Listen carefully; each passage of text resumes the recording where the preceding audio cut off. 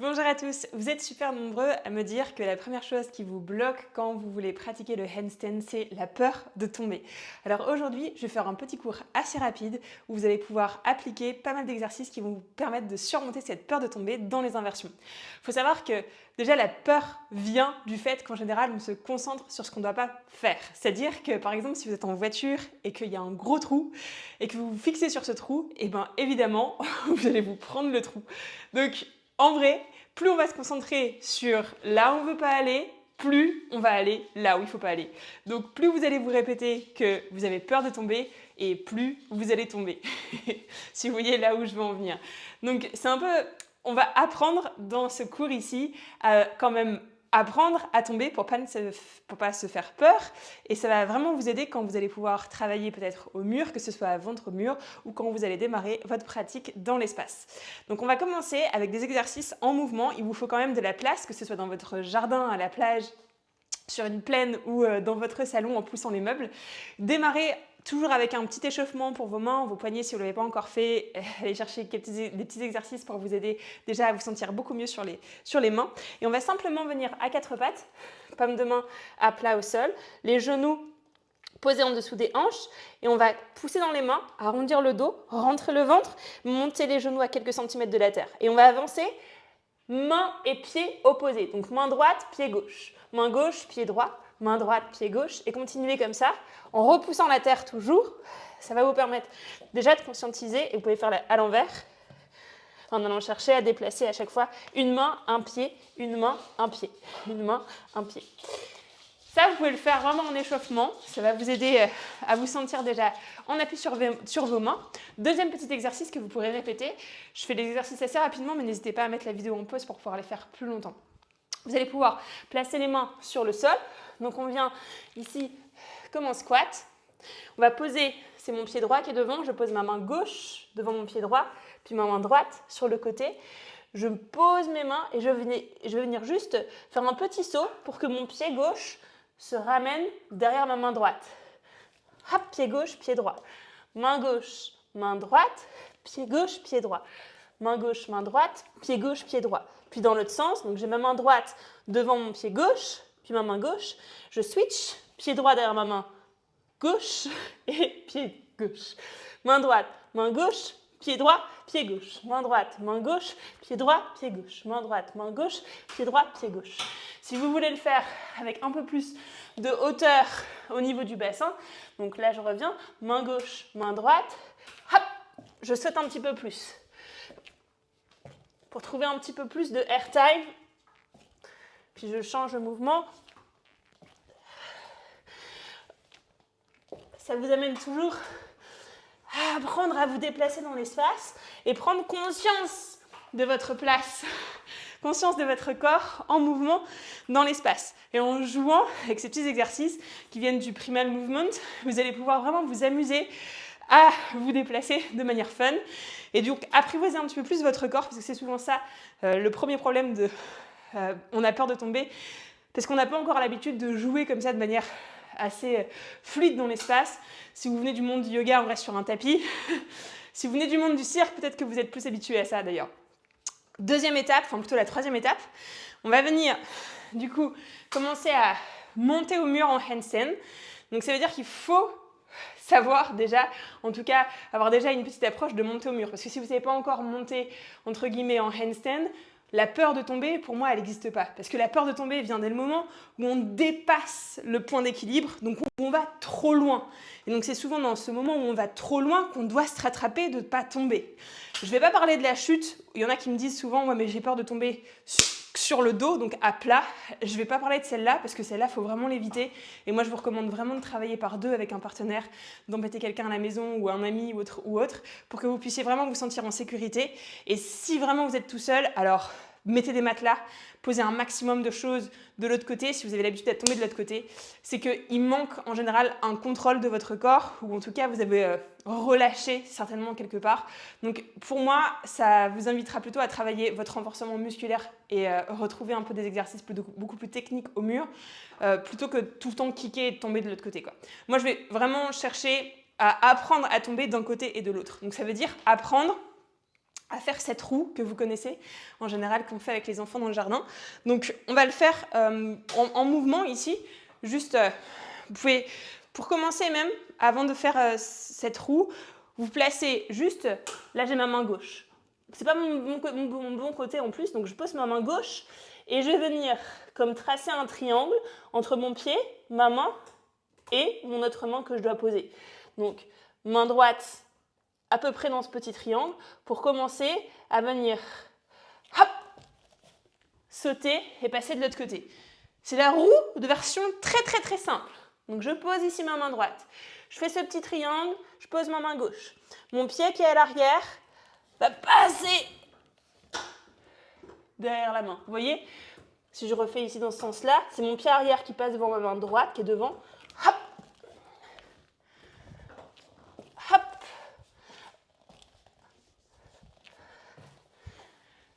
Ça, c'est la petite roue. On est bien d'accord? C'est pas la vraie roue. Si vous vous sentez déjà à l'aise dans le mouvement, dans cette répétition de hop, hop. Alors, on va pouvoir l'emmener un peu plus loin. Vous connaissez normalement.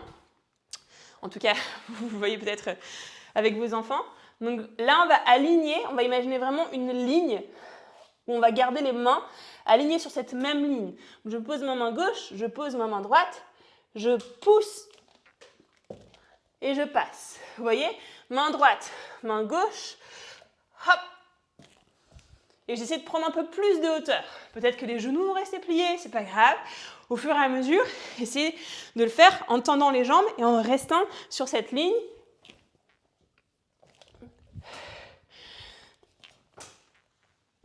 Oula, je suis allée un peu loin.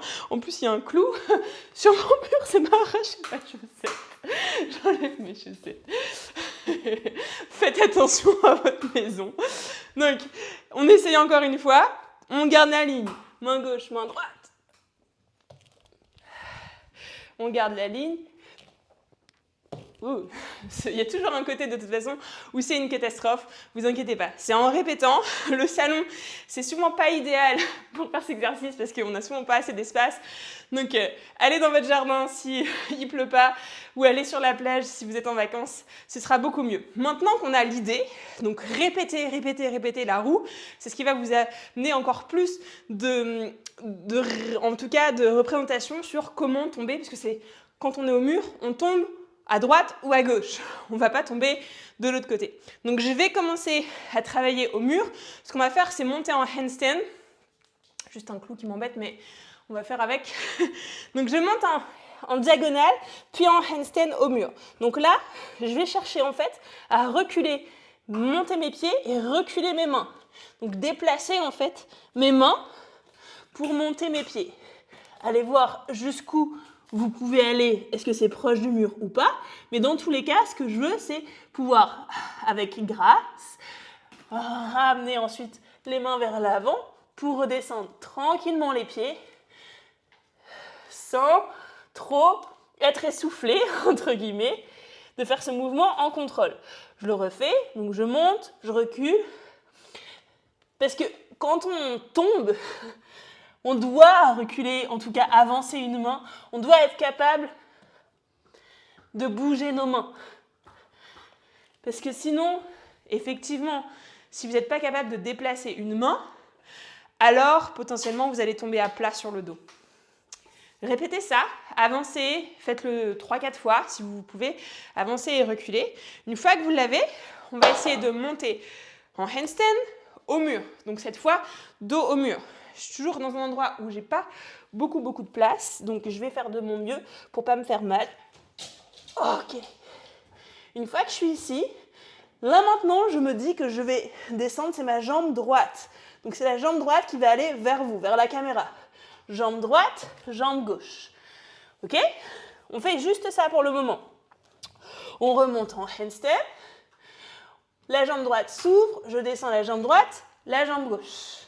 Donc ça vous fait une espèce de demi-roue. On refait en allant de l'autre côté. Je monte. Cette fois, c'est ma jambe gauche.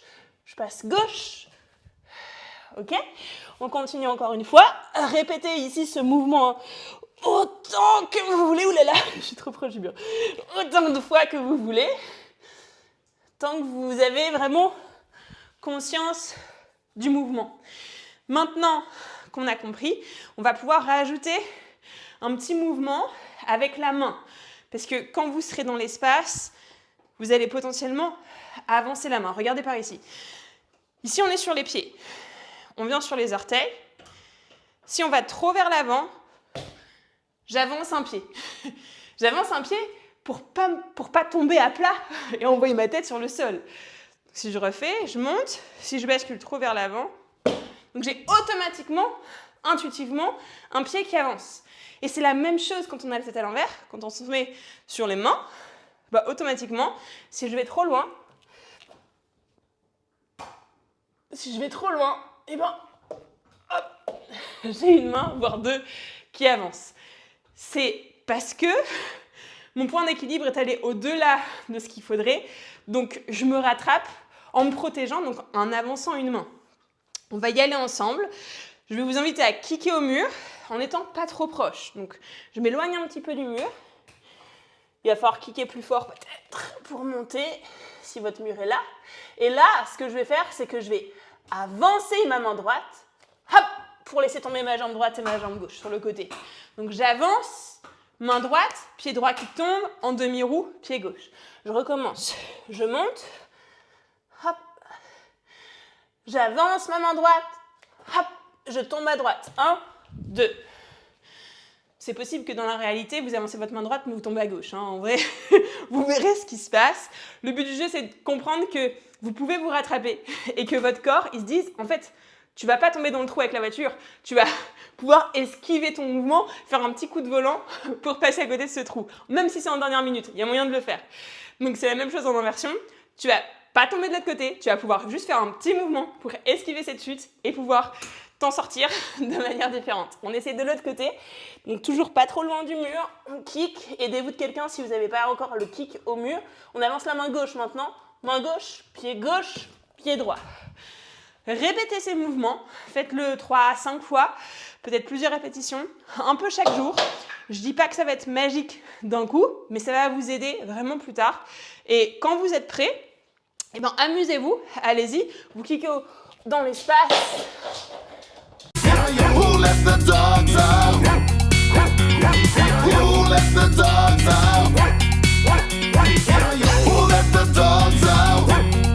Essayez avec vous. Alors je démarre en étant debout par exemple, si on vient en kickant. Hop, je suis allée trop loin. Et je tombe sur le côté. Donc il faut toujours, ce qui est super important, c'est avant de monter, de savoir où vous allez tomber. Donc fixez-vous déjà un point. Si vous y allez, dites-vous déjà, je vais monter et je vais tomber à gauche. Donc je me suis dit dans la tête, je vais monter et je vais tomber. Attends, je ne suis pas montée assez fort, là du coup j'arrive à rattraper le mouvement. Je monte et je vais à la gauche. Je vais monter et je vais aller à droite. Je vais essayer de ne pas me prendre la chaise. Je monte et je vais aller à droite. C'était clairement pas beau, mais en fait ça arrive. Et vaut mieux se rattraper un petit coup avec ses mains que se manger le menton au sol. Je recommence à droite parce que j'ai un peu galéré. Donc je me dis tout de suite, je monte et je vais aller à droite. C'était pas gracieux, mais en tout cas, plus vous allez le faire, plus vous allez vous mettre en confiance avec votre corps.